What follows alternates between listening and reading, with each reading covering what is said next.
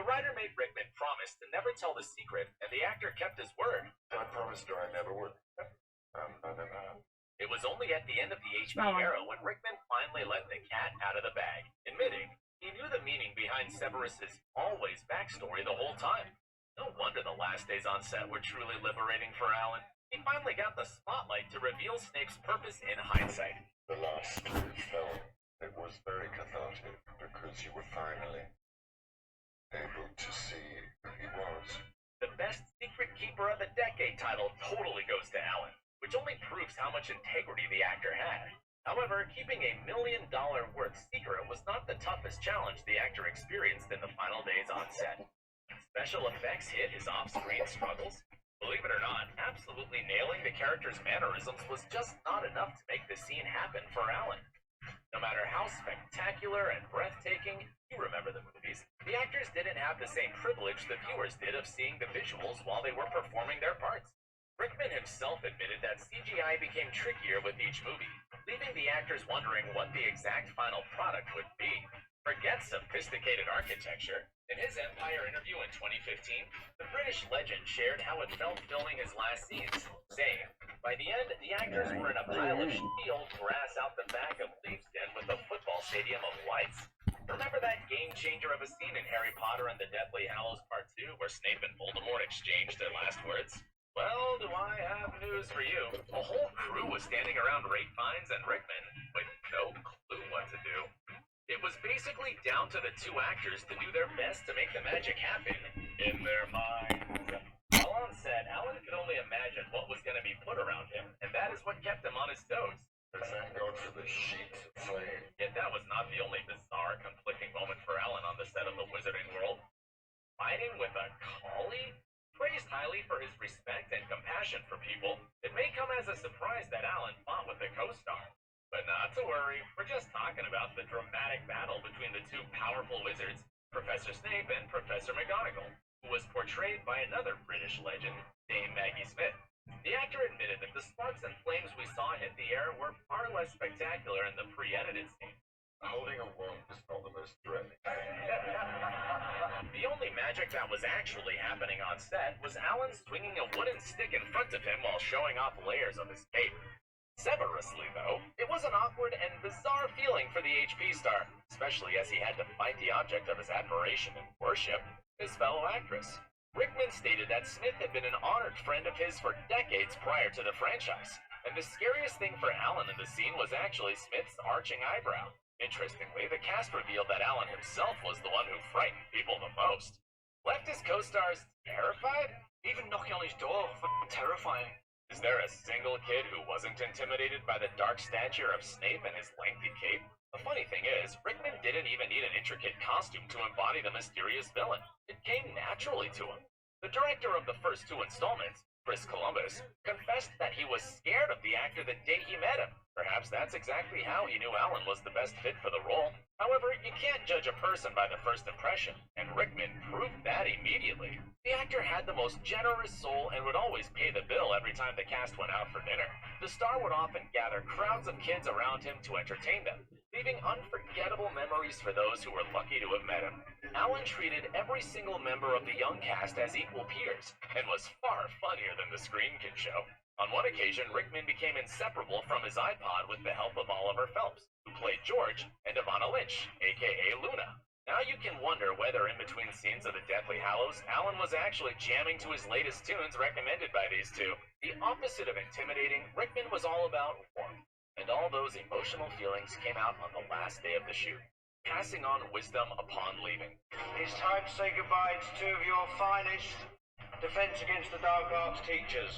And that is Alan and David Newlis, last day on Harry Potter. If the dark HP master villain Snape is the image you remember, Alan's final behind the scenes will be a shocker to you. The end of the franchise was truly an emotional ride for the actor. As he explained, watching Emma, Rupert, and Daniel grow from small beans into fully formed adult professionals was a lot to handle. Yet one of the cast members plucked up the courage to seize his very last moment in the final day on set and approach Rickman. That mysterious someone was Matthew Lewis, or as you may remember him, Neville Longbottom. In his recent podcast appearance, Lewis shocked the audience with his confession. Admitting he was absolutely terrified of Rickman, yet decided to knock on his trailer to thank him for a decade of an unforgettable experience. Expecting nothing in return, Lewis couldn't help but thank the actor for never shouting at him or treating him less than equal throughout their time together. To Matthew's surprise, Rickman had no intention of letting him go so easily. In turn, the star offered Lewis a cup of tea and a whole mentoring session. Alan spent ages chatting with the young actor about drama schools, how to grow a thick skin, future career options, and theater as an option. The all creatures great and small actor left knowing his life would Hey, do you never want be some the food? same. He took that conversation close to his heart, saying it defined his career greatly. I'm so glad I did that. I wish I'd done it 5 years earlier, you know what I mean? Never out of character in the post-Potter life.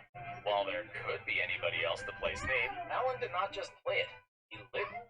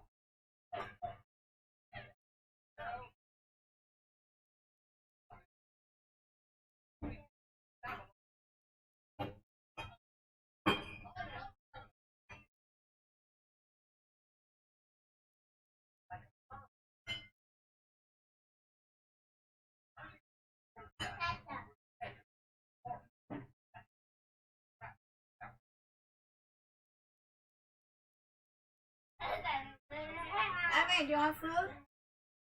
Emily, do you want food?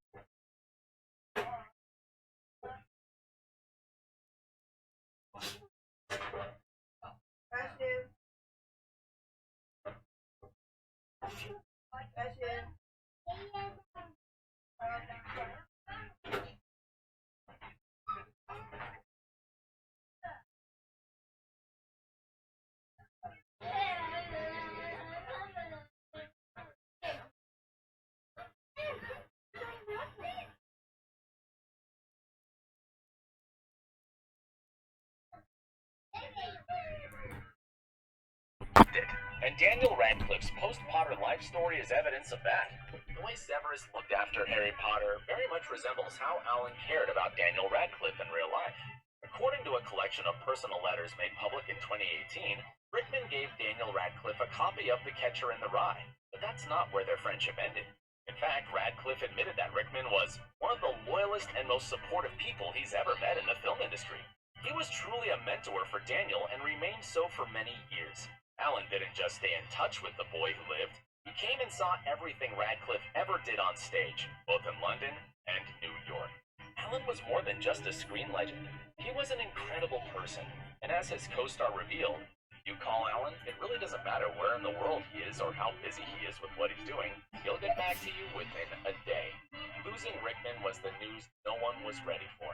The actor fought a silent battle, and as we know, being so excellent at keeping secrets, the cancer diagnosis was another secret. Alan kept it to himself, remaining cheerful for his fans. In January 2016, the devastating news of Alan Rickman's passing left his worldwide fan base heartbroken. Yet the memory of the actor will live on forever, especially in the mind of every single individual he encountered. The imminent wave of heartfelt messages of co-stars sharing their sweetest moments with Alan proved the actor was a guiding light for many people without even knowing it. So I do wish I could go back and work with him again, knowing what I know now. Gosh, who's cutting onions right now? Meanwhile, Daniel Radcliffe shared a moving and touching message to Alan, saying, working with him at such a formative age was incredibly important. and I will carry the lessons he taught me for the rest of my life and Oh, career. Snuggle. To second that, Emma Watson expressed her condolences with a little memory of the actor, saying, "I'll really miss our conversations. R.I.P. Alan, we love you." Rowling herself had nothing but praise for Rickman, thanking the actor for doing justice to the most complex character in the Harry Potter books, tweeting, "There are no words to express how shocked and devastated I am to hear of Alan Rickman's death. He was a magnificent actor and a wonderful man." Years after his passing, the legacy of Alan Rickman is only multiplying. Next year, the die-hard fans will be able to spend some more time with the actor's work when Rickman's 27 personal diaries will be published as one book. What a gift. We may never be as close as the cast was with him, but it's so strange how someone you never met in real life can have as much meaning to you as a close relative. And that's exactly how Alan left us, feeling like we were all part of something bigger, part of an incredible era of Alan and Snape. You okay, If you like guys? going down a memory lane of heartwarming moments of Alan on set, you may want to have a look at the compilation of Rickman's best bits on the HP set we've got for you. Thank you for watching, and let's all try to be as awesome of a person as Alan was. Bless you, okay? Bless you.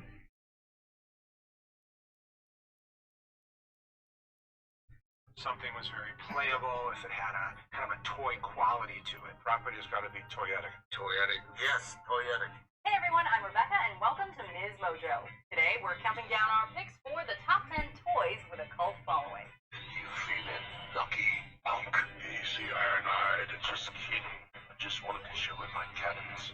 There's never a hurry to get the set built, and it's just a moment of enjoyment for me.